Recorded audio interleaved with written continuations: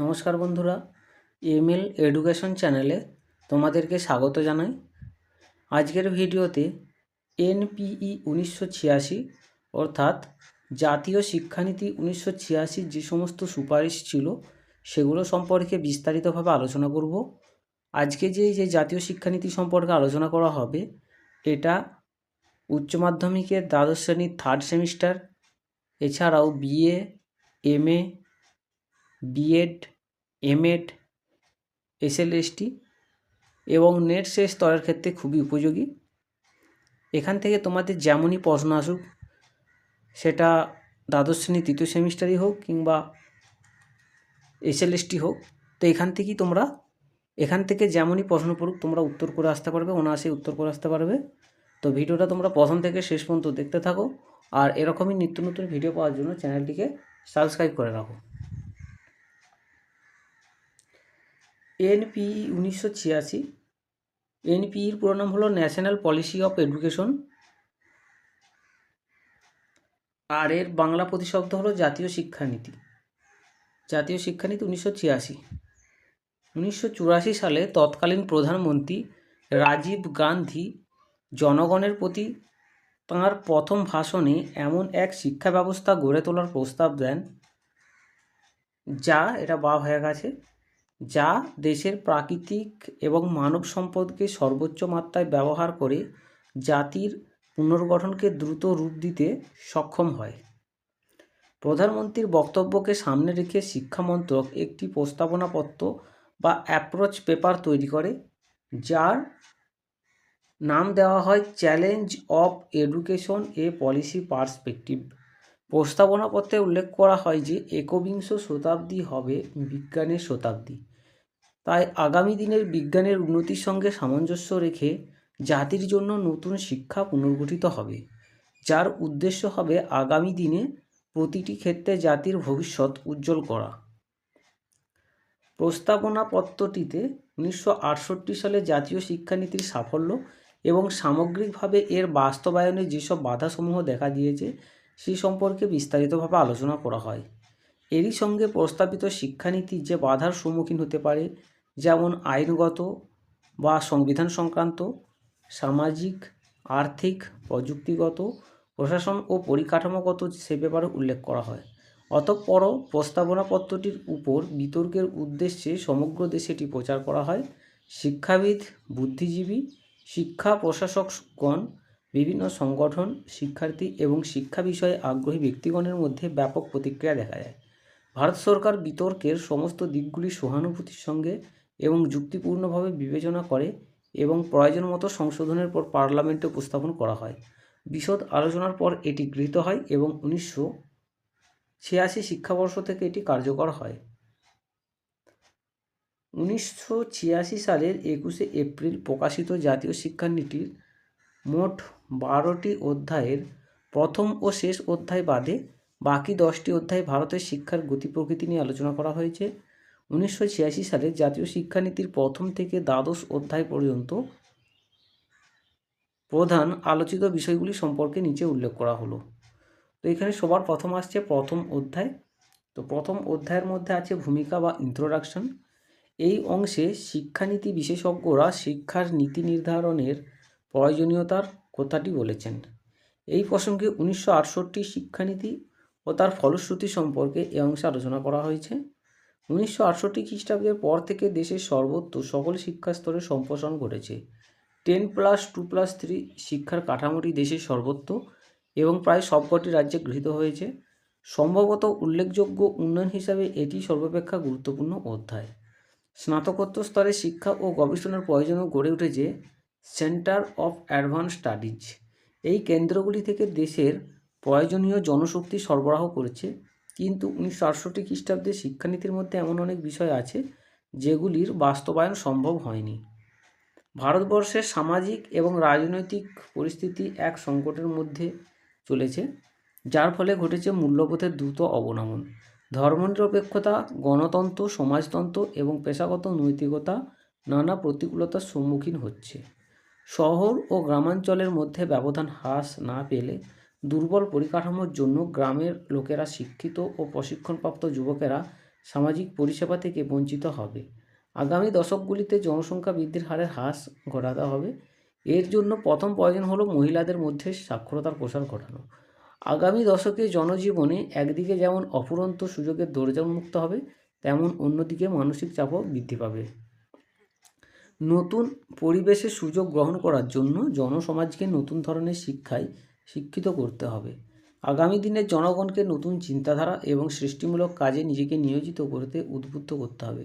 সামাজিক ন্যায় ও মূল্যবোধের প্রতি তাদের দায়বদ্ধতাকে নিশ্চিত করতে হবে। এইসবের জন্য প্রয়োজন নতুন শিক্ষা ব্যবস্থা। এছাড়া নতুন নতুন সামাজিক চাহিদা এবং চ্যালেঞ্জের মোকাবিলা করার জন্য দেশে নতুন শিক্ষানীতি প্রচলন করার প্রয়োজন দেখা গিয়েছে। দ্বিতীয় অধ্যায়ে আছে শিক্ষার মূলতত্ত্ব এবং ভূমিকা। এই শিক্ষানীতির মূল নীতিগুলি হল: ক, ভারতের সাংস্কৃতিক আদর্শ রক্ষা করতে হবে।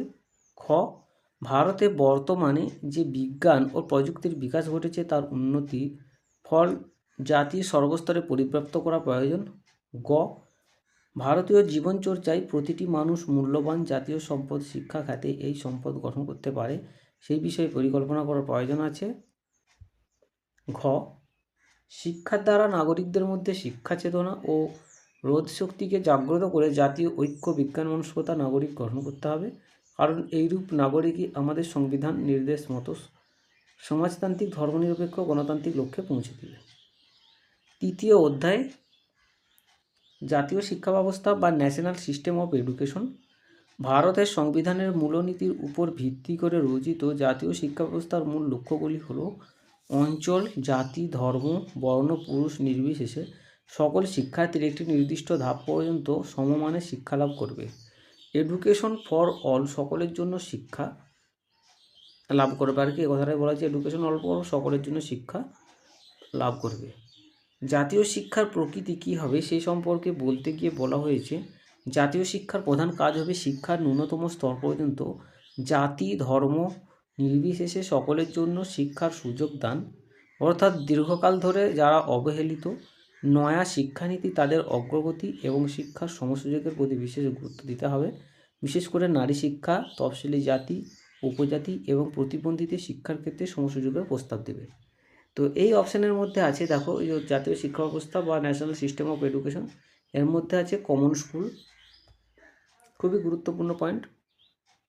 শিক্ষাক্ষেত্রে যাতে জাতি ধর্ম নির্বিশেষে সকলে সমান সুযোগ পেতে পারে তার ব্যবস্থা করা হবে। এই নীতি কার্যকর করতে হলে আঞ্চলিক অসাম্য দূর করতে হবে, নারী শিক্ষার প্রতি বিশেষ নজর দিতে হবে, সংখ্যালঘু সম্প্রদায়, তফসিলি জাতি, উপজাতি, বিকলাঙ্গ ও মানসিক দিক দিয়ে পিছিয়ে পড়াদের বিশেষ নজর দিতে হবে, পশ্চাৎপদ অঞ্চল ও গ্রামের শিক্ষার উন্নয়নের জন্য বিশেষভাবে সচেষ্ট হবে এবং সামাজিক বৈষম্য দূর করতে ও জাতীয় সংহতি স্থাপনের জন্য কমন স্কুল ব্যবস্থা চালু করতে হবে। এরপর আসছে শিক্ষা কাঠামো। সারা ভারতে একই রকম শিক্ষা কাঠামো চালু করার জন্য 10+2+3 এই কাঠামো প্রবর্তন করা হবে। ঠিক আছে, এটা থেকে কিন্তু পরীক্ষায় প্রশ্ন হয়। 10+2+3 কাঠামো প্রবর্তন করা হবে। 10+2+3 পরিকাঠামো শিক্ষা ব্যবস্থার মধ্যে দশম শ্রেণী পর্যন্ত ব্যবস্থাকে কয়েকটি ভাগে ভাগ করা হবে। যেমন 7 বছরের হবে প্রাথমিক শিক্ষা, 3 বছরের নিম্ন মাধ্যমিক, 2 বছরের উচ্চ মাধ্যমিক এবং 3 বছরের কলেজীয় শিক্ষার ভিত্তিতে একটি সুসংহত শিক্ষা ব্যবস্থা গড়ার কথা বলা হয়েছে। এরপর আসছে জাতীয় পাঠ্যক্রম।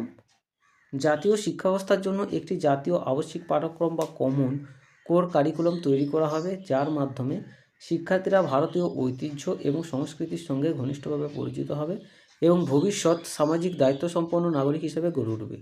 পাঠ্যক্রম এমনভাবে বিন্যস্ত হবে যাতে করে শিক্ষার্থীদের গণতান্ত্রিক জীবনাদর্শ, ধর্মনিরপেক্ষতা, সমানাধিকার, পরিবেশ সংরক্ষণ, সামাজিক বৈষম্য দূর করা প্রভৃতি বিষয়ের মূল্যবোধগুলি গড়ে ওঠে। শিক্ষার্থীদের মধ্যে আন্তর্জাতিকতা বোধ জাগিয়ে তোলার জন্য পাঠ্যক্রমে সেই সব অভিজ্ঞতা রাখতে হবে। তারপর আছে বিজ্ঞান শিক্ষা ও গবেষণা। জাতীয় অর্থনীতির দ্রুত উন্নয়নের জন্য বিজ্ঞান শিক্ষা এবং গবেষণার উপর যথেষ্ট নজর দিতে হবে। মাধ্যমিক স্তর পর্যন্ত বিজ্ঞান ও গণিত শিক্ষা আবশ্যিক করা হবে। শিক্ষা ব্যবস্থা এমন হবে যাতে প্রাথমিক শিক্ষা, বয়স্ক শিক্ষা, বিজ্ঞান ও প্রযুক্তি শিক্ষা, গবেষণা ইত্যাদি বিভিন্ন ক্ষেত্রে প্রত্যেকের মনে জাতীয়তা বোধ গড়ে ওঠে। বিজ্ঞান ও প্রযুক্তির ক্ষেত্রে বিভিন্ন প্রতিষ্ঠানের মধ্যে ঘনিষ্ঠ যোগাযোগ গড়ে তোলা প্রয়োজন। ওই পয়েন্টের মধ্যে আছে, মেন পয়েন্টটার মধ্যে আছে দেখো, জীবনব্যাপী শিক্ষা। শিক্ষানীতির অন্যতম গুরুত্বপূর্ণ বক্তব্য হলো জীবনব্যাপী শিক্ষা। মাধ্যমিক এবং উচ্চ মাধ্যমিক ক্ষেত্রে ডাকযোগে শিক্ষা এবং আংশিক সময় শিক্ষার প্রচলন করা হবে, যার দ্বারা শ্রমিক, কৃষক এবং শিক্ষকগণ উপকৃত হবে। এছাড়া সাক্ষরতা ও বয়স্ক শিক্ষা প্রসারের উপর বিশেষ নজর দেওয়া হবে। এই প্রসঙ্গে বেশি করে মনে রাখতে হবে যুব কৃষকদের প্রশিক্ষণ এবং অন্যান্য যুবকদের স্বনিযুক্তির প্রশিক্ষণের কথা। জাতীয় সংস্থা, শিক্ষাকে কার্যকরী রূপ দেওয়ার জন্য কয়েকটি জাতীয় সংস্থার উপর দায়িত্ব দেওয়া হবে, যেমন জাতীয় শিক্ষা এবং গবেষণা প্রশিক্ষণ সংস্থা NCERT, UGC, AICTE, ICAR, IMC, MEPA এবং international institute of science and technology education, এদের মধ্যে সমন্বয় সাধন করার প্রয়োজন। চতুর্থ অধ্যায়ের মধ্যে আছে, এরপর আসছে চতুর্থ অধ্যায়। তো চতুর্থ অধ্যায়ের মধ্যে আছে সমতা শিক্ষা ব্যবস্থা বা এডুকেশন ফর ইকুয়ালিটি। শিক্ষাক্ষেত্রে দীর্ঘকাল ধরে যে অসাম্য চলে আসছে, নতুন শিক্ষানীতিতে সেগুলি দূর করে অবহেলিতদের অগ্রগতি এবং তাদের শিক্ষার সমান সুযোগ দেওয়ার উপর গুরুত্ব দিতে বলা হয়েছে। তো এর মধ্যে যে যে সাব পয়েন্টগুলো আছে সেগুলো হলো, একে একে আলোচনা করছি। দেখো, এক হচ্ছে নারী শিক্ষা। নতুন জাতীয় শিক্ষা ব্যবস্থায় নারী জাতির অগ্রগতির প্রতি বিশেষ দৃষ্টি দিতে বলা হয়েছে। মেয়েদের স্বাক্ষর করে তুলতে এবং তাদের প্রাথমিক শিক্ষা সম্পূর্ণ করতে বিশেষ ধরনের সহায়ক ব্যবস্থা নিতে হবে।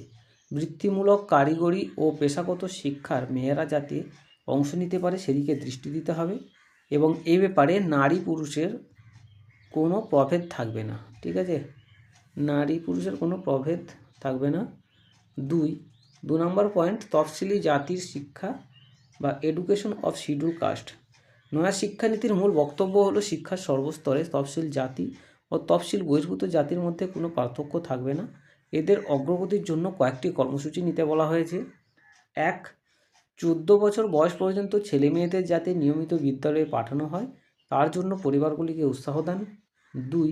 ঝাড়ুদার প্রভৃতি নিম্ন শ্রেণীর কর্মরত পরিবারের শিশুদের প্রথম শ্রেণী থেকে উচ্চ শ্রেণী পর্যন্ত সকলের জন্য বৃত্তি দেওয়ার ব্যবস্থা করা। 3.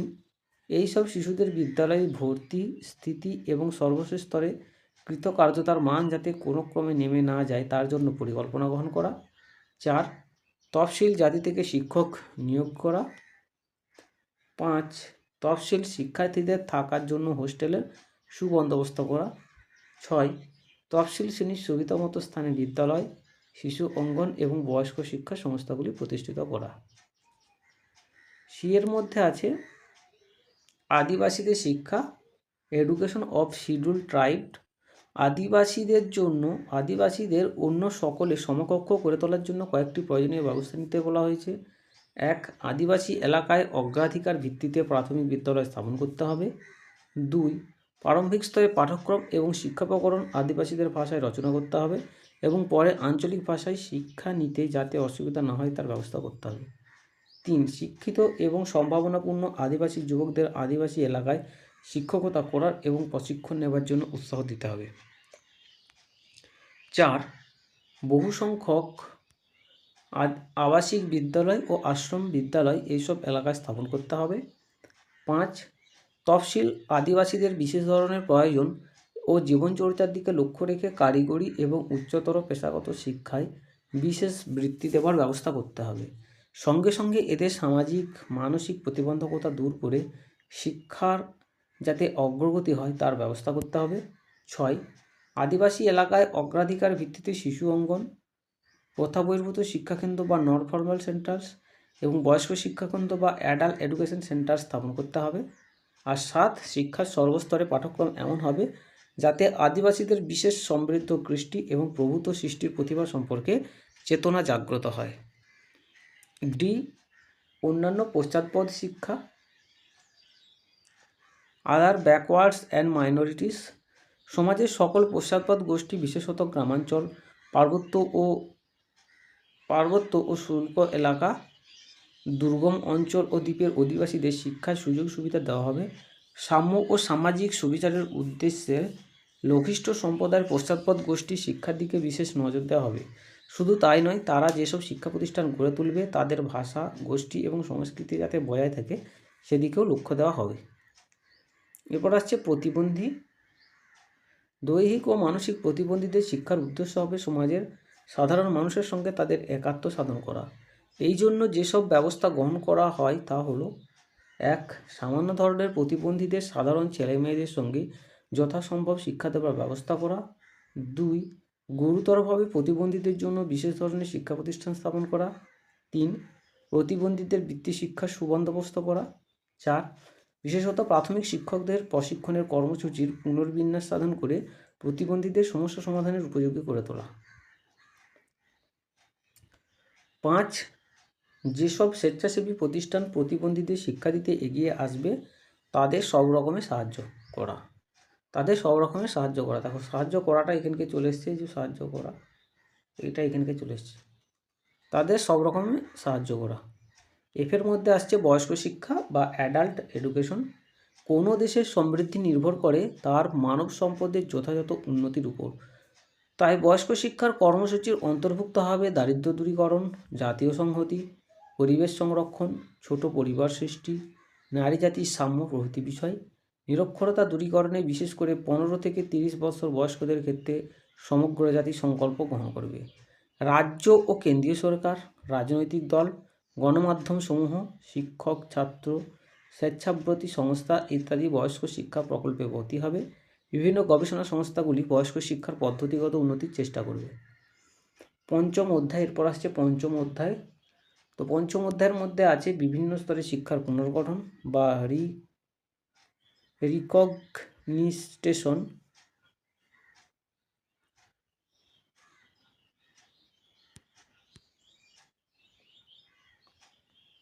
এটা হচ্ছে recognition of education at different stage. তো এর মধ্যে যে পয়েন্টগুলো আছে সেগুলো একে একে আলোচনা করছি। সবার প্রথমে আছে, একে হচ্ছে শৈশবকালীন যত্ন ও শিক্ষা। প্রত্যেক শিশুর সামগ্রিক বিকাশে সহায়তা করার লক্ষ্যে প্রাক শৈশবকালীন যত্ন ও শিক্ষা বা early childhood care and education কর্মসূচি গ্রহণ করা হয়েছে। এইটা কিন্তু খুবই গুরুত্বপূর্ণ।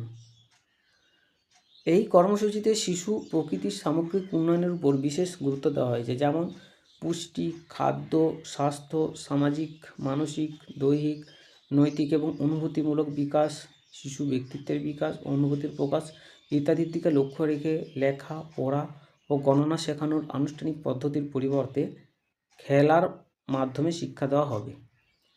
প্রাথমিক স্তরে শিক্ষা গ্রহণে সক্ষম ও অনুপ্রাণিত করার উদ্দেশ্যে প্রাক প্রাথমিক শিক্ষাকে সঠিক এবং সুষ্ঠু উপায়ে রূপায়িত করা দরকার। 2. প্রাথমিক শিক্ষা সংবিধানে স্বীকৃত হয়েছিল 1960 সালের মধ্যে 6 থেকে 14 বছর। ঠিক আছে, এখানে 6 থেকে 19টা দেওয়া হয়নি, মাঝে হাইফেনটা দেওয়া হয়নি আর কি। যে সংবিধানে স্বীকৃত হয়েছিল যে 1960 সালের মধ্যে 6 থেকে 14 বছরের সকল ছেলেমেয়েদের প্রাথমিক শিক্ষা দেওয়া হবে, কিন্তু অর্থনৈতিক, সামাজিক এবং সাংস্কৃতিক ইত্যাদি কারণে এই লক্ষ্য অর্জিত হয়নি। জাতীয় শিক্ষানীতিতে 1986 অন্যতম সুপারিশ হলো প্রাথমিক শিক্ষাক্ষেত্রে অপারেশন ব্ল্যাকবোর্ড। দেশের সমস্ত প্রাথমিক বিদ্যালয়ের উন্নতির জন্য অপারেশন ব্ল্যাকবোর্ডের কাজ অবিলম্বে আরম্ভ করা দরকার। বিদ্যালয়ে ব্ল্যাকবোর্ড, চার্ট ও অন্যান্য শিক্ষার উপকরণ রাখার জন্য 2টি বড় ঘরের ব্যবস্থা করতে হবে। 1987 থেকে 88 খ্রিস্টাব্দে মধ্যে আর্থিক বছরে সারা দেশের 20% ব্লক বা পৌরসভা এলাকায় এই কর্মসূচি রূপায়ণ করা হবে বলে লক্ষ্যমাত্রা নির্ধারণ করা হয়েছিল। এই কারণে ওই আর্থিক বছরে 100 কোটি টাকা মঞ্জুর করা হয়েছিল। অপারেশন ব্ল্যাকবোর্ডের মাধ্যমে সব ঋতুর উপযোগী 2টি করে বড় মাপের ক্লাস ঘর তৈরি করতে হবে। ছাত্র ও ছাত্রীদের জন্য থাকবে 2টি করে হল ঘর, 2টি ব্ল্যাকবোর্ড, মানচিত্র, নানা রকমের চার্ট, প্রয়োজনীয় বই, খেলনা ও খেলার সরঞ্জাম এবং একজন করে দ্বিতীয় শিক্ষক, যিনি মহিলা হলে খুবই ভালো হয়, অর্থাৎ প্রতিটি মহিলা শিক্ষক ও অপরজন পুরুষ শিক্ষক। ধীরে ধীরে প্রত্যেক শ্রেণীর জন্য একজন করে শিক্ষকের ব্যবস্থা করতে হবে। যাই হোক, এনপিই 1986 ক্ষেত্রে অন্যতম গুরুত্বপূর্ণ সুপারিশ প্রাথমিক স্তরে অপচয় বন্ধ করার জন্য আটক না করার নীতি বা নো ডিটেনশন পলিসি গ্রহণের কথা বলেছেন। 3 হচ্ছে প্রথা বহির্ভূত শিক্ষা স্তর। সার্বজনীন শিক্ষা পরিকল্পনা ও কর্মসূচি এবং সকলের জন্য শিক্ষা কর্মসূচির প্রধান বাধা অপচয় এবং অনুন্নয়ন। যারা প্রথা বহির্ভূত বিদ্যালয়ে যারা প্রথা বহির্ভূত বিদ্যালয়ের ছাত্রছাত্রী হবে তারা কেউ করতো দেখো, যারা প্রথা বহির্ভূত বিদ্যালয়ের ছাত্রছাত্রী হবে তারা কেউ শিক্ষার বিভিন্ন স্তরে পড়াশোনা থেকে বিদায় নিয়েছে। ঠিক আছে, এখানটা একটু মিস্টেক হয়ে গেছে। তো যারা প্রথা বহির্ভূত বিদ্যালয়ের ছাত্রছাত্রী হবে তারা কেউ শিক্ষার বিভিন্ন স্তরে পড়াশোনা থেকে বিদায় নিয়েছে, অথবা অল্প অল্প পড়াশোনার চর্চা করে কেউ করে না। 1990 সালে যাদের বয়স 11 বছর হবে তারা যে পূর্ববর্তী 5 বছর বিদ্যালয় বা প্রথা বহির্ভূত শিক্ষাকেন্দ্রে পড়াশোনা করেছে সেই সম্পর্কে নিন্দা করেছে এই শিক্ষানীতি। তাছাড়া 1995 সালের মধ্যে 14 বছর বয়স্ক সব ছেলে মেয়েদের জন্য অবৈতনিক বাধ্যতামূলক শিক্ষা ব্যবস্থাপনা নিশ্চিত করার লক্ষ্যে প্রথাযুক্ত বিদ্যালয় কর্মসূচি সহ প্রথা বহির্ভূত শিক্ষা ব্যবস্থা চালু করতে হবে। ঠিক আছে, এখানে কি বলেছে যে প্রথাযুক্ত বিদ্যালয় কর্মসূচিযুক্ত, এইটা দুবার হয়ে গেছে, এটা একটা কাটবে। ঠিক আছে, তো তাছাড়া 1995 সালের মধ্যে 14 বছর বয়স্ক সব ছেলে মেয়েদের জন্য অবৈতনিক বাধ্যতামূলক শিক্ষা ব্যবস্থাপনা নিশ্চিত করার লক্ষ্যে প্রথাযুক্ত বিদ্যালয় কর্মসূচি সহ প্রথা বহির্ভূত শিক্ষা ব্যবস্থা চালু করতে হবে। ঠিক আছে, এখানে এই যে প্রথাযুক্তটা ডবল হয়ে গেছে। আর প্রথা বহির্ভূত শিক্ষার অগ্রগতির জন্য স্বেচ্ছাসেবী সংস্থার অংশগ্রহণকে উৎসাহিত করতে হবে। অঞ্চলের প্রতিভাবান ও উৎসর্গীকৃত যুবক ও যুবতীদের এইসব ক্ষেত্রে নিয়োগ করা হবে এবং এদের জন্য উপযুক্ত প্রশিক্ষণ দেওয়া হবে। বিনামূল্যে শিক্ষার্থীদের উপযুক্ত শিক্ষা উপকরণ দেওয়া হবে। এরপর আসছে মাধ্যমিক শিক্ষা। প্রাথমিক ও উচ্চশিক্ষার মধ্যে যোগাযোগকারী স্তর হলো মাধ্যমিক শিক্ষা। দেশে উপযুক্ত নাগরিক তৈরিতে মাধ্যমিক স্তরের ভূমিকা উল্লেখযোগ্য। এর জন্য মাধ্যমিক স্তরের শিক্ষা পদ্ধতি, মূল্যায়ন, পাঠ্যক্রমকে আধুনিকতর করতে হবে। মাধ্যমিক শিক্ষার বিষয়বস্তু জীবনের সঙ্গে সম্পর্কযুক্ত হবে। শিক্ষার্থীরা তাদের জাতীয় ঐতিহ্য সম্পর্কে গর্ব অনুভব করবে। পাঠ্যক্রমে থাকবে বৈচিত্র্য, তবেই জাতির তথা দেশের প্রতি মর্যাদাবোধ সুনাগরিক গড়ে তোলার অনুপ্রেরণা যোগাবে। প্রতিটি রাজ্যেই মাধ্যমিক স্তর পর্যন্ত মেয়েদের শিক্ষা অবৈতনিক করতে হবে। স্বাধীনতার পর থেকে মাধ্যমিক শিক্ষার সংখ্যাগত সম্প্রসারণ যথেষ্ট হয়েছে, কিন্তু গুণগত উন্নয়ন তেমন হয়নি। মাধ্যমিক শিক্ষার গুণগত ও সংখ্যাগত উন্নয়নের প্রতি যথেষ্ট গুরুত্ব আকর্ষণ করে। 1986 সালের জাতীয় শিক্ষানীতি মাধ্যমিক শিক্ষাস্তর পর্যন্ত পরীক্ষা নেওয়ার বিপক্ষে মত প্রকাশ করেছে। জাতীয় শিক্ষানীতি 1986-র অন্যতম গুরুত্বপূর্ণ সুপারিশ হলো নবোদয় বিদ্যালয় বা মডেল স্কুল। জাতীয় শিক্ষানীতির একটি অন্যতম দিক হলো জেলায় জেলায় মডেল স্কুল স্থাপন করা। এই মডেল স্কুলগুলি হবে কেন্দ্রীয় বিদ্যালয় সংগঠন পরিচালিত। বিদ্যালয়গুলির আদর্শ অনুযায়ী ধনী দরিদ্র নির্বিশেষে সব ছাত্রই মেধার ভিত্তিতে এইসব স্কুলে ভর্তির সুযোগ পাবে। সমাজের উন্নত শ্রেণীর ছাত্রছাত্রীরাও মেধার ভিত্তিতে এইসব স্কুলে ভর্তির সুযোগ পেতে পারে। এইসব স্কুলে সবচেয়ে বেশি মেধাবান ছাত্রছাত্রীদের গুণগত শিক্ষা বা কোয়ালিটেটিভ এডুকেশন দেওয়া হবে। 1986 সালের জানুয়ারি মাসে 24টি প্রদেশ এবং 7টি কেন্দ্রশাসিত অঞ্চলে মোট 342টি নবোদয় বিদ্যালয় স্থাপন করা হবে বলে স্থির করা হয়েছিল। আবার 1993 থেকে 94 সালের মধ্যে আরও 17টি নবোদয় বিদ্যালয়কে অনুমোদন দেওয়া হবে। নবোদয় বিদ্যালয় হবে আবাসিক ও অবৈতনিক। এই বিদ্যালয়গুলিতে সহশিক্ষার ব্যবস্থা থাকবে, অর্থাৎ ছেলে মেয়ে একসঙ্গে বসবে। প্রতিটি নবোদয় বিদ্যালয়ে মোট শিক্ষার্থীর 1/3 অংশ হবে ছাত্রী। এছাড়াও তফসিলি জাতি ও উপজাতিদের জন্য আসন সংরক্ষণ থাকবে। নবোদয় বিদ্যালয়ে ষষ্ঠ শ্রেণীতে ভর্তি করা হবে। প্রস্তাবিত মডেল স্কুলে শিক্ষার মাধ্যম একই সাথে হিন্দি এবং ইংরেজি। আর অহিন্দিভাষী এলাকাগুলিতে মাতৃভাষার মাধ্যমে শিক্ষা দেওয়া হবে তৃতীয় ভাষা হিসাবে। এই বিদ্যালয়গুলির পাঠ্যক্রম এমনভাবে পরিচালনা করে যাতে প্রত্যেক শিক্ষার্থীর ব্যক্তিত্বে সুষম বহুমুখী বিকাশ সাধন হয়। শিক্ষার্থীদের জ্ঞানমূলক বিষয়ের সঙ্গে মূল্যবোধ, মানসিকতা, ব্যবহারিক জীবনযাত্রা ইত্যাদির মূল্যায়নের ব্যবস্থা করা হবে। এই সমস্ত বিদ্যালয়ে মুখস্থবিদ্যা ও বক্তৃতা পদ্ধতি কমিয়ে জীবন ও পরিবেশের সঙ্গে যুক্ত শিক্ষা ব্যবস্থা চালু হবে। অর্থাৎ শিক্ষক ও শিক্ষার্থীর মধ্যে আলোচনার উপর বিশেষ গুরুত্ব দেওয়া হবে। এই জন্য শিক্ষকদের মধ্যে একটি ক্ষুদ্র অংশকে বিশেষ ট্রেনিংয়ের মাধ্যমে বিশেষ গুণসম্পন্ন করে নেওয়া হবে। এই বিদ্যালয়গুলিতে কলা, বিজ্ঞান ও বৃত্তি শিক্ষার ব্যবস্থা থাকবে। পড়াবার জন্য থাকবে আধুনিক সরঞ্জাম যেমন tape recorder, video cassette player, TV, radio, computer প্রভৃতি। এরপর আসছে পথ নির্দেশক স্কুল বা পেস সিটিং স্কুল, খুবই গুরুত্বপূর্ণ প্রশ্ন, ঠিক আছে। পথ মানে প্রশ্ন বলছি, এটা খুবই গুরুত্বপূর্ণ পয়েন্ট আর কি। পথ নির্দেশক স্কুল বা পেস সিটিং স্কুল, নবোদয় বিদ্যালয় বা মডেল স্কুল প্রত্যেক জেলায় উৎকর্ষতার কেন্দ্ররূপে কাজ করবে। এই সমস্ত বিদ্যালয়গুলিকে পথ নির্দেশক স্কুল হিসেবে গণ্য করা হয়েছে। ষষ্ঠ শ্রেণী থেকে দ্বাদশ শ্রেণী পর্যন্ত পঠন পাঠনের ব্যবস্থা থাকবে। জাতি, ধর্ম, বর্ণ, আর্থিক সঙ্গতি নির্বিশেষে কেবলমাত্র মেধার ভিত্তিতে এই সকল বিদ্যালয়ে ভর্তির ব্যবস্থা থাকবে। শিক্ষার্থীদের ভর্তির জন্য মানসিক প্রবণতা ও অভিক্ষা প্রয়োগ করা হবে। এই বিদ্যালয়ের পাঠ্যক্রম রচনার দায়িত্বে থাকবে এনসিইআরটি। বইপত্র, খাওয়া দাওয়া, পোশাক পরিচ্ছদ প্রভৃতির ব্যয় সরকার বহন করবে। সহশিক্ষামূলক ব্যবস্থা থাকবে। সুতরাং এইসব বিদ্যালয় হবে মাধ্যমিক শিক্ষার পথ নির্দেশক এবং অন্যান্য বিদ্যালয়ের সামনে উদাহরণস্বরূপ। পরের পয়েন্ট আসছে শিক্ষায় বৃত্তিমুখীনতা। 1986 জাতীয় শিক্ষানীতির অভিমত, মাধ্যমিক স্তরের শিক্ষায় বৃত্তিমুখীনতার চেষ্টা বিশেষ ফলপ্রসূ হয়নি। কোনো কোনো রাজ্যে বিজ্ঞান এবং কারিগরি শিক্ষায় সুযোগ দেওয়ার ক্ষেত্রে শ্রেণী বৈষম্য প্রকট। চ্যালেঞ্জ অফ এডুকেশনে স্বীকার করা হয়েছে যে দৈহিক শ্রম মধ্যযুগীয় মানসিকতা জাতির মধ্যে এখনও বর্তমান রয়েছে। সেই সঙ্গে একথাও বলা হয়েছে যে বিগত বছরগুলিতে পলিটেকনিক কলেজগুলিতে ছাত্র সংখ্যা বেড়ে 6.8 ভাগ। এটা আশাতীত ঘটনা। তাই এখন আর একথাও বলা যাবে না যে বৃত্তি শিক্ষার প্রতি আমাদের দেশের ছেলেমেয়েদের আগ্রহ নেই। চ্যালেঞ্জ অফ এডুকেশনে বলা হয়েছে শিক্ষা ব্যবস্থাকে পুনর্গঠনের জন্য বৃত্তিমুখী শিক্ষা ব্যবস্থা ও সুপরিচালনার উপর গুরুত্ব দিতে হবে।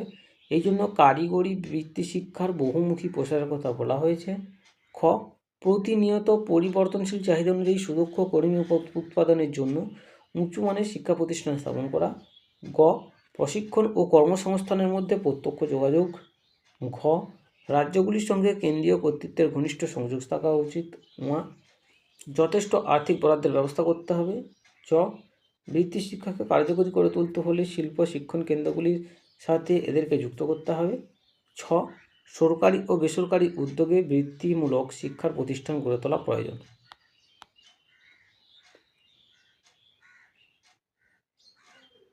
তারপরে হচ্ছে নবস্বাক্ষর বিদ্যালয় ত্যাগ করেছে অথচ বিভিন্ন পেশায় নিযুক্ত এমন ব্যক্তিদের বেকার এবং আংশিক বেকারের জন্য বিভিন্ন বৃত্তিমূলক শিক্ষার ব্যবস্থা করতে হবে।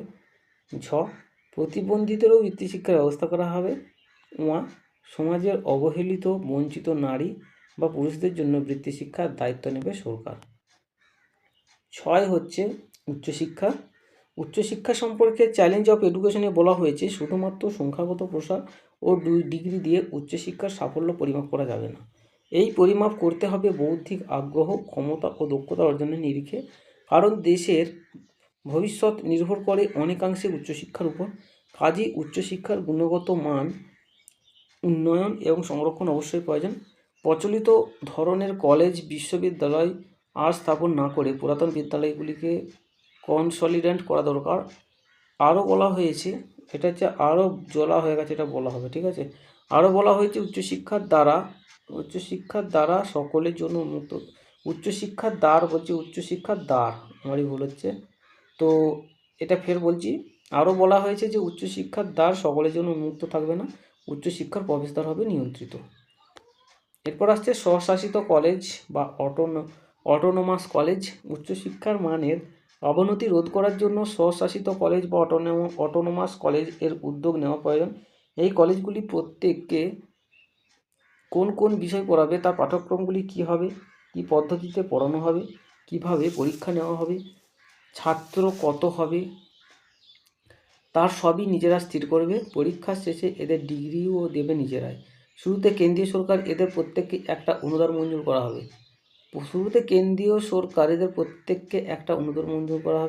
মানে কেন্দ্রীয় সরকারের তরফ থেকে এদেরকে অনুদান মঞ্জুর করা হবে। পরবর্তী ক্ষেত্রে নিজেদের চেষ্টায় এদের খরচ চালাতে হবে। এই কলেজগুলির নির্বাচনের দায়িত্ব থাকবে ইউজিসি, বিদ্যালয় ও রাজ্য সরকার। ইউজিসি, বিদ্যালয় এবং রাজ্য সরকার। স্বশাসিত কলেজ বা অটোনোমাস কলেজের দায়িত্ব থাকবে কি ইউজিসি, এবং বিদ্যালয় এবং রাজ্য সরকার। প্রথমে 5 বছরের জন্য স্বশাসন দেওয়া হবে, পরে কলেজের কৃতিত্ব বিচার বিবেচনা করে আবার প্রশাসনের মেয়াদ বাড়ানো হবে। তবে কলেজের প্রশাসনিক দিক, পঠন পাঠন ইত্যাদি আশানুরূপ না হলে স্বশাসন তুলে নেওয়া হবে। জাতীয় শিক্ষানীতিতে বলা হয়েছে 1989 সালের মধ্যে 500 কলেজকে স্বশাসন দেওয়া হবে। উচ্চশিক্ষায় নতুন নতুন গবেষণা ও তার উন্নয়নের প্রতি বিশেষ দৃষ্টি দিতে হবে। বিভিন্ন মানবিক, সামাজিক ও ভাবতত্ত্ব বিষয়ক গবেষণায় উৎসাহ দিতে হবে। বিজ্ঞান ও প্রযুক্তি বিস্তারের ক্ষেত্রে বিশ্ববিদ্যালয় ছাড়াও অন্যান্য সংস্থার গবেষণার ক্ষেত্রে সমন্বয়ের জন্য ইউজিসিকে গুরুত্বপূর্ণ ভূমিকা পালন করতে হবে। বিশ্ববিদ্যালয়ের বিধি মেনে স্বয়ংশাসিত গবেষণার প্রতি উৎসাহ দিতে হবে। গবেষণার উৎকর্ষের জন্য একটি উচ্চ ক্ষমতাসম্পন্ন জাতীয় সংস্থা গঠন করা হবে। এই সংস্থার অন্তর্ভুক্ত হবে সাধারণ উচ্চশিক্ষা, কৃষি, ভেষজ, কারিগরি, আইন ও অন্যান্য পেশাগত শিক্ষা। ক্ষয়ের মধ্যে আছে মুক্ত বিদ্যালয় ও দূরাগত শিক্ষা। শিক্ষায় গণতান্ত্রিকতা ও উচ্চশিক্ষার সুযোগ সকলের কাছে পৌঁছে দেওয়ার জন্য জাতীয় শিক্ষানীতি 1986-তে মুক্ত বিশ্ববিদ্যালয় স্থাপনের কথা বলা হয়েছে। এই উদ্দেশ্যেই 1985 সালে ইন্দিরা গান্ধী মুক্ত বিশ্ববিদ্যালয় বা ইগনু প্রতিষ্ঠা করা হয়েছিল। এই জাতীয় শিক্ষানীতিতে বলা হলো এই প্রতিষ্ঠানটিকে শক্তিশালী ও সার্বিক উন্নয়নের দিকে নজর দিতে হবে। এছাড়াও প্রতিটি রাজ্যে এই ধরনের মুক্ত বিশ্ববিদ্যালয় খোলার প্রতি গুরুত্ব আরোপ করা হয়। পরের একটা যে পয়েন্ট আছে, চাকরি থেকে ডিগ্রিকে বিচ্ছিন্নকরণ, খুবই গুরুত্বপূর্ণ পয়েন্ট। চাকরি থেকে ডিগ্রিকে আলাদা করা খুবই জরুরি, কারণ ডিগ্রিতে প্রকৃত শিক্ষা প্রতিফলিত হয় না। ডিগ্রির প্রতি যে মোহ আছে তার বিরুদ্ধে মানসিকতা তৈরি করতে হবে। ডিগ্রিকে চাকরি থেকে বিচ্ছিন্ন করতে পারলে পরীক্ষায় ব্যর্থতাজনিত অপচয়ও কমবে। কেবল স্নাতকোত্তর শ্রেণীতে ভর্তি, পেশার ক্ষেত্র ছাড়া চাকরির ক্ষেত্রে ডিগ্রিকে অপ্রয়োজনীয় করতে হবে। অবশ্য চাকরির ক্ষেত্রে কর্মীদের অনুকূল কোর্স প্রবর্তন করে পৃথক প্রশিক্ষণ দেওয়ার কথা বলা হয়েছে। তাছাড়াও চাকরির ক্ষেত্রে কর্মী বাছাই করার জন্য ভারতীয় স্তরে স্ট্যান্ডার্ড অভিজ্ঞতা তৈরি করে পরীক্ষা গ্রহণের জন্য উপযুক্ত সংস্থা প্রতিষ্ঠা করা প্রয়োজন। সুতরাং এনপিএফ 1986-তে উচ্চশিক্ষায় উৎকর্ষতার প্রতি গুরুত্ব দেওয়ার কথা বলা হয়েছে। উচ্চশিক্ষায় এলিটিজম আনতেই হবে। উচ্চশিক্ষার দরজা শুধু মেধাসম্পন্ন ছাত্রছাত্রীদের জন্য খুলে রাখা দরকার। আবার উচ্চশিক্ষাকে দুটি স্তরে ভাগ করে একটি স্তরের কাজ হবে বৃত্তি, কারিগরি ও প্রয়োগবিদ্যার প্রতি একাগ্র হওয়া, অপর অংশের কাজ হবে বৌদ্ধিক উৎকর্ষতা আনয়ন। গয়ের মধ্যে আসছে গ্রামীণ বিশ্ববিদ্যালয়। গ্রামীণ বিশ্ববিদ্যালয় গড়ে উঠবে গান্ধীজির বৈপ্লবিক চিন্তাধারা ও আদর্শ অনুসরণ করে, যার মূল উদ্দেশ্য হলো মাইক্রো পরিকল্পনা বা মাইক্রো প্ল্যানিং এবং তৃণমূল স্তরে বা গ্রাসরুট লেভেল স্তরে শিক্ষার সুযোগ বৃদ্ধি করা। গান্ধীজির বুনিয়াদী শিক্ষা প্রতিষ্ঠানগুলির উন্নয়নের নজর দেওয়া প্রয়োজন। এরপর চলে যাব 6 নম্বরের অধ্যায় বা 6ষ্ঠ অধ্যায়ের মধ্যে। তো এখানে আছে কারিগরি ও ব্যবস্থাপনাগত শিক্ষা, টেকনিক্যাল অ্যান্ড ম্যানেজমেন্ট এডুকেশন। কি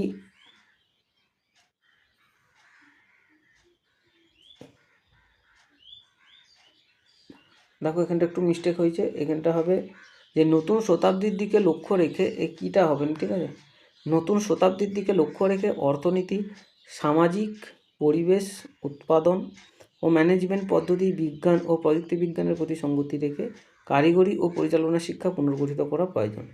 চ্যালেঞ্জ অফ এডুকেশনে বলা হয়েছে: 1. মানব সম্পদের তথ্য ও প্রযুক্তিগত তথ্য ব্যবস্থা আরও শক্তিশালী করতে হবে। 2. আধুনিক প্রযুক্তিকে কাজে লাগিয়ে ধারাবাহিক শিক্ষা ব্যবস্থা গড়ে তুলতে হবে এবং আরও শক্তিশালী করতে হবে। 3. কম্পিউটার সাক্ষরতা কর্মসূচিকে বিদ্যালয় স্তর থেকে শেখানোর প্রস্তাব দেওয়া হয় এবং একে পেশাগত শিক্ষার অঙ্গ হিসেবে স্থান দিতে হবে। 4. টেকনিক্যাল এডুকেশনের অনুকূলে বিভিন্ন প্রথাযুক্ত ও প্রথা বহির্ভূত কর্মসূচিকে এমনভাবে বিন্যস্ত করতে হবে যাতে এই কর্মসূচি মহিলা, অর্থনৈতিকভাবে দুর্বলতর শ্রেণী ও প্রতিবন্ধীদের উন্নয়নে সহায়ক হয়। 5. স্বনিযুক্ত প্রকল্প উৎসাহিত করার জন্য ডিগ্রি বা ডিপ্লোমা স্তরে ঐচ্ছিক কোর্স চালু করা প্রয়োজন, যার দ্বারা শিক্ষার্থীরা নিজ চেষ্টায় ব্যবসা পরিচালনা সম্পর্কে প্রশিক্ষণ পেয়ে থাকবে। 6. গ্রামাঞ্চলে পলিটেকনিকগুলির গুণগত ও সংখ্যাগত মান বৃদ্ধির প্রতি বিশেষ গুরুত্ব দেওয়ার কথা বলা হয়েছে। 7.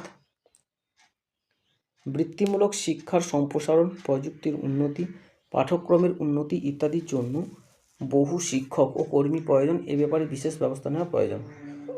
পরে আসছে উদ্ভাবনী শক্তি, গবেষণা ও তার বিকাশ। উন্নত পঠন মান, গবেষণা ও সৃজনী প্রতিভার বিকাশই হবে লক্ষ্য। তাই উচ্চতর কারিগরি শিক্ষা প্রতিষ্ঠানগুলিতে উন্নত গবেষণার দিকে নজর দেওয়া প্রয়োজন, যার দ্বারা উৎপাদন ভিত্তিক ও উন্নয়নমূলক কাজ অগ্রাধিকার পায়। এই লক্ষ্যে বিভিন্ন স্তরের প্রতিষ্ঠান ও গবেষণা উন্নয়নের মধ্যে সমন্বয়, সহযোগিতা বাস্তবায়িত করা প্রয়োজন। পরে আসছে সর্বস্তরের কার্যকারিতা ও দক্ষতা বৃদ্ধি। সর্বস্তরের দক্ষতা ও কার্যকারিতার উদ্দেশ্যে জাতীয় শিক্ষানীতি গতানুগতিকার অবসান ঘটিয়ে আধুনিকতার উপর অধিক গুরুত্ব দিয়েছে। শিক্ষার বিষয় পদ্ধতি, ব্যবস্থাপনা, প্রশাসন পরিচালনে সার্বিক মৌলিক পরিবর্তন ঘটিয়ে সমগ্র শিক্ষা ব্যবস্থার নব রূপায়ণ প্রয়োজন। এই লক্ষ্যে পৌঁছানোর জন্য বিভিন্ন প্রতিষ্ঠানগুলিকে আনুষ্ঠানিক শিক্ষা ব্যবস্থা, লাইব্রেরি ও কম্পিউটার ব্যবস্থা করতে হবে। শিক্ষকদের শিক্ষকতা ছাড়াও গবেষণা, শিক্ষণ সামগ্রিক উন্নয়ন ও ব্যবহার, সম্প্রসারণ, প্রশাসন ইত্যাদি বিভিন্ন কাজের সঙ্গে যুক্ত করতে হবে। মানব সম্পদ উন্নয়ন মন্ত্রকের দায়িত্ব হবে ইঞ্জিনিয়ারিং, বৃত্তিমূলক, ম্যানেজমেন্ট শিক্ষাসহ সব ধরনের শিক্ষা সমন্বয় সাধন করা। টেকনিক্যাল ও ম্যানেজমেন্ট শিক্ষার সমন্বয় ও সংহতির জন্য নিখিল ভারত কারিগরি শিক্ষা পরিষদ বা all India council for technical education এর উপর আইনগত ক্ষমতা তুলে দেওয়া হবে। সব ক্ষেত্রে মূল্যায়নের জন্য একটি অনুমোদন বোর্ড বা অ্যাক্রেডিটেশন বোর্ড সংগঠিত করা প্রয়োজন। এরপর আসছে সপ্তম অধ্যায়, শিক্ষা ব্যবস্থার কার্যকরীকরণ। শিক্ষা ব্যবস্থাকে সঠিকভাবে কার্যকরী করে তুলতে সকল শিক্ষক শিক্ষাদানে এবং সকল শিক্ষার্থীকে শিক্ষা গ্রহণে আগ্রহী করে তুলতে হবে। শিক্ষার গুণগত মান বজায় রাখতে বৌদ্ধিক বিকাশ, শিক্ষাদানের আন্তরিকতা ও নিষ্ঠার সহযোগী কাজ, স্বাধীনভাবে উদ্ভাবন ও সৃষ্টিমূলক কাজে অংশগ্রহণে শিক্ষক সমাজকে উৎসাহিত করতে হবে। এর জন্য প্রয়োজন শিক্ষকের শিক্ষাদানে আরও দায়বদ্ধতা, শিক্ষার্থীদের আরও সুযোগ সুবিধা বৃদ্ধি, শিক্ষা প্রতিষ্ঠানের সুযোগ সুবিধা বৃদ্ধি। ঘ, শিক্ষা প্রতিষ্ঠানের মান নির্ধারণ করার জন্য কেন্দ্রীয় ও রাজ্য স্তরে পারদর্শিতার নির্ধারকগুলি নির্ধারণের সঠিক নীতি প্রণয়ন করা। এরপর আসছে অষ্টম অধ্যায়। তো অষ্টম অধ্যায়ের মধ্যে আছে একে সংস্কৃতি, সৌন্দর্য ও শিষ্টাচার বিষয়ে শিক্ষার্থীদের সচেতন করে তুলতে হবে। কলা, প্রত্নতত্ত্ব, প্রাচ্যবিদ্যা ইত্যাদি ক্ষেত্রে বিশ্ববিদ্যালয়ের রীতি ও উচ্চশিক্ষার প্রতিষ্ঠানগত রীতির মধ্যে সঙ্গতি বিধান করা প্রয়োজন। দুই হচ্ছে মূল্যবোধ, সামাজিক, নৈতিক এবং স্বাস্থ্যগত মূল্যবোধের অনুশীলনের মাধ্যমে অজ্ঞতা, ধর্মান্ধতা, হিংসা, কুসংস্কার ইত্যাদি দূর করতে হবে। তিন হচ্ছে ভাষা, কোঠারি কমিশনের ভাষানীতিতে যা বলা হয়েছিল তা বাস্তবে কার্যকরী করা প্রয়োজন। চার, পুস্তক এবং গ্রন্থাগার, পুস্তকের গুণগত উৎকর্ষ সাধন, পাঠকদের পঠন পাঠনের অভ্যাস বৃদ্ধি ও সৃষ্টিমূলক রচনায় উৎসাহদানের জন্য যথোপযুক্ত ব্যবস্থা গ্রহণ করতে হবে। ভারতীয় ভাষায় বিদেশি পুস্তকের অনুবাদ প্রয়োজন। 5, শিক্ষা ও পরিবেশ, শিক্ষার সকল স্তরে পরিবেশ সংক্রান্ত বিষয়টিকে পাঠ্যক্রমের মধ্যে রাখতে হবে। 6, অঙ্ক শিক্ষা, অঙ্কশাস্ত্র শিক্ষণ আধুনিক প্রযুক্তিমূলক পদ্ধতির সঙ্গে সামঞ্জস্যপূর্ণ করা দরকার। 7, বিজ্ঞান শিক্ষা, বিজ্ঞানের সঙ্গে কৃষি, স্বাস্থ্য, শিল্প ও দৈনন্দিন জীবনের সম্পর্ক স্থাপনের জন্য বিজ্ঞানভিত্তিক আলোচনা পাঠ্যসূচিতে রাখা প্রয়োজন। 8, দৈহিক শিক্ষা ও খেলাধুলা, দৈহিক শিক্ষা ও খেলাধুলার জন্য খেলার মাঠ, সাজ সরঞ্জাম, উপযুক্ত শিক্ষক, কোচ ইত্যাদি ব্যবস্থা করতে হবে। 9, এনসিসি, এনএসএস, শিক্ষার্থীরা যেসব শিক্ষামূলক কর্মসূচিতে অংশগ্রহণ করবে সেগুলির মধ্য দিয়ে এনএসএস, এনসিসিকে আরও শক্তিশালী করতে হবে। এরপর আছে মূল্যায়ন এবং পরীক্ষা পদ্ধতি সংস্কার সাধন। পরীক্ষা ও মূল্যায়ন পদ্ধতি সংস্কার করা হবে। জাতীয় শিক্ষানীতিতে 1986 পরীক্ষা ব্যবস্থা সংস্কারের উপর বিশেষ গুরুত্ব আরোপ করা হয়। পরীক্ষা ব্যবস্থা এমন হওয়া উচিত যার দ্বারা শিক্ষার্থীর যথার্থ ও নির্ভরযোগ্য কৃতিত্ব পরিমাপ করা যায়। এর মাধ্যমে শিক্ষকের শিক্ষাদান প্রক্রিয়া মূল্যায়ন করা সম্ভব। মূল্যায়ন সম্পর্কে গুরুত্বপূর্ণ সুপারিশগুলি হলো: 1, বিষয়ভিত্তিক প্রশ্নের দ্বারা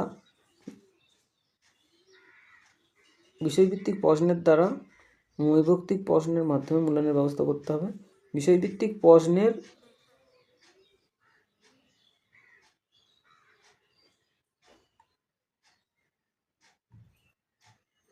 বিষয়ভিত্তিক প্রশ্ন কমিয়ে, ঠিক আছে, এটা হবে, এখানটা একটু হয়তো গোলমাল করা আছে। তো বিষয়ভিত্তিক প্রশ্ন কমিয়ে নৈর্ব্যক্তিক প্রশ্নের মাধ্যমে মূল্যায়নের ব্যবস্থা করতে হবে। 2, মুখস্থ বিদ্যার উপর গুরুত্ব কমাতে হবে। 3, সর্বাঙ্গীন মূল্যায়ন ব্যবস্থা চালু করতে হবে। 4, শিক্ষক, শিক্ষার্থী ও অভিভাবকেরা মূল্যায়ন পদ্ধতির যথাযথ প্রয়োগ সম্পর্কে অবগত করতে হবে। 5.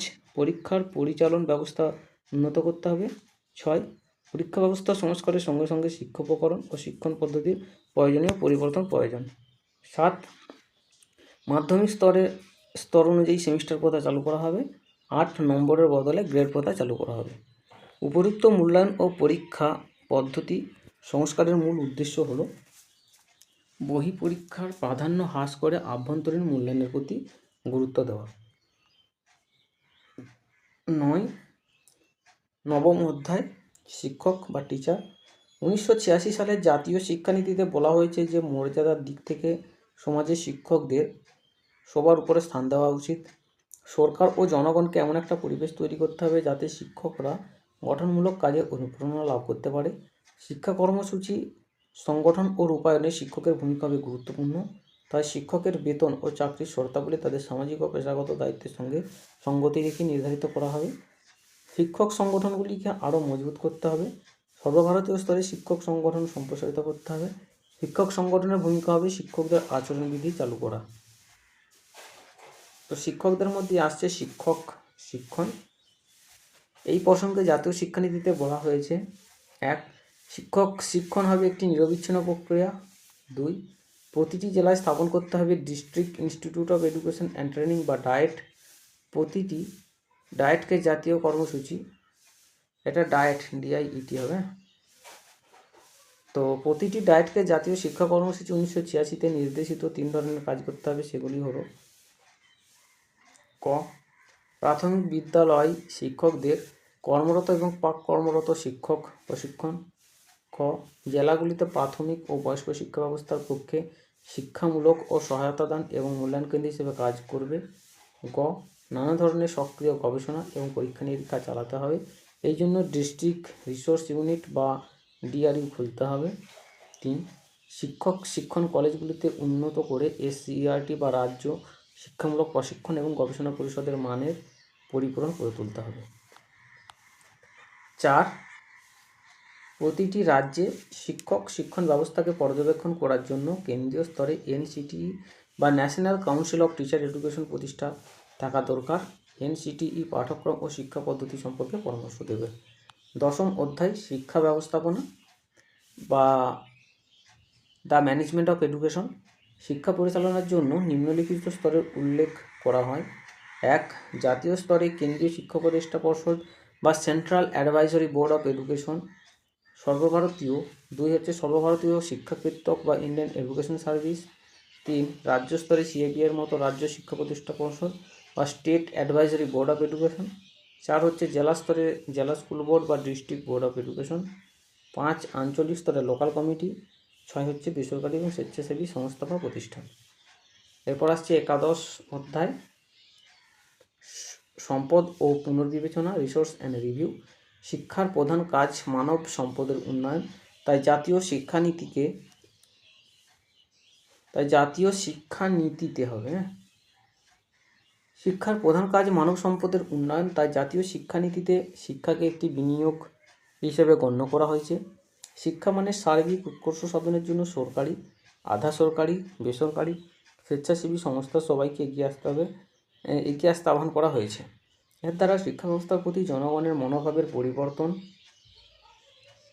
আনা সম্ভব হবে। শিক্ষাকে রাজনৈতিক দৃষ্টিভঙ্গি দিয়ে চিন্তা না করে দেশ তথা জাতির জন্য বা জাতির কথা বিচার বিবেচনা করে শিক্ষা ব্যবস্থাকে ঠেলে সাজানোর প্রয়োজন রয়েছে। তাই 1968 সালের জাতীয় শিক্ষানীতিতে শিক্ষাক্ষেত্রে বিনিয়োগ জাতীয় আয়ের 6% কথা বলা হয়েছে।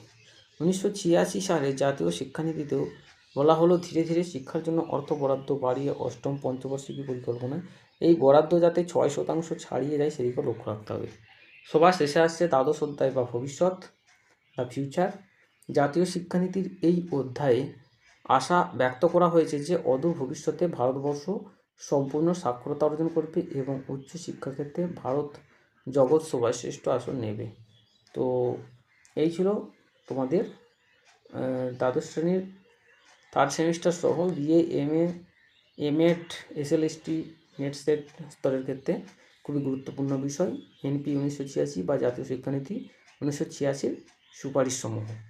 তো তো এখানে দিয়ে ভিডিও শেষ করছি, পরের এপিসোডে আবার দেখা হবে। আর ভিডিওর মধ্যে কোথাও কোনো ভুল হয়ে থাকলে কমেন্ট করে অবশ্যই জানিয়ে দেবে।